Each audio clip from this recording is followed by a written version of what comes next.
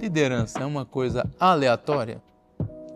Olha, se você for numa livraria hoje e começar a olhar a quantidade de livros que tem sobre o tema, você deve ficar bastante confuso. Nós temos liderança carismática, liderança servidora, primeiro pergunte o quê, depois como, e várias outras abordagens sobre liderança.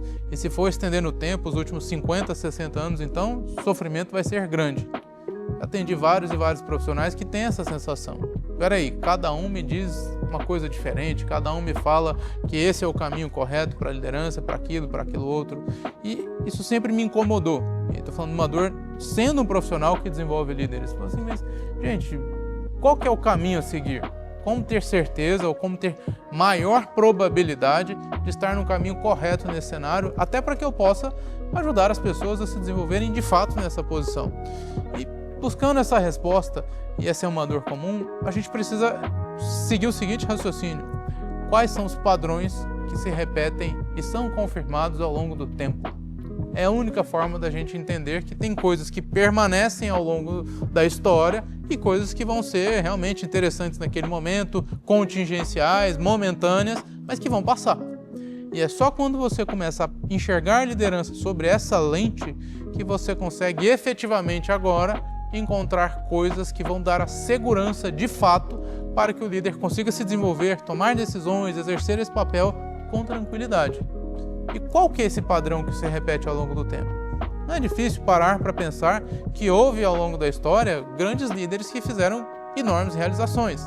Desde épocas antes de Cristo até tempos recentes, até o tempo atual, apesar de se dizer que há uma crise de líderes recorrente nesse contexto, você percebe que tem algumas pessoas que fazem as coisas acontecer e que implementam diferenças muito grandes e que os outros as seguem, e outras que simplesmente passam inócuas ou como seguidores, às vezes, dos mais iniciantes, dos mais simples, diante da realidade. O que essas pessoas têm ou fizeram de diferente?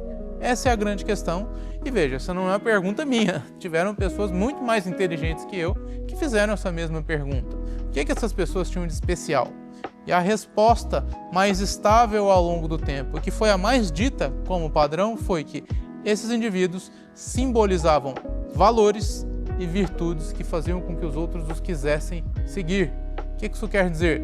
Essas pessoas eram justas, essas pessoas buscavam ter sabedoria, que essas pessoas tinham controle do próprio comportamento de forma disciplinada, eram temperantes, e que essas pessoas buscavam ser fortes diante da realidade, tinham coragem e paciência.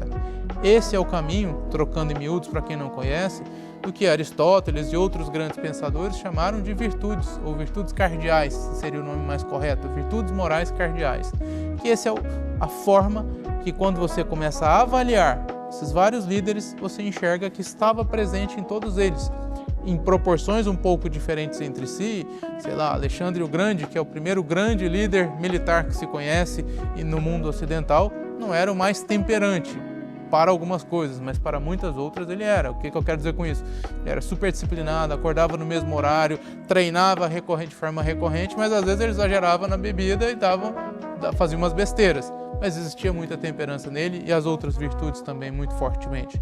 Então, esse é um caminho que, quando nós começamos a aprofundar, e estou trazendo aqui só a visão geral, só uma pitadinha, nós começamos a perceber que existe sim um caminho seguro para que as pessoas consigam atuar nessa posição.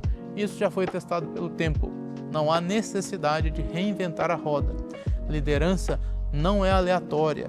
Na verdade, é um tema que já tem muito estudo sobre ele.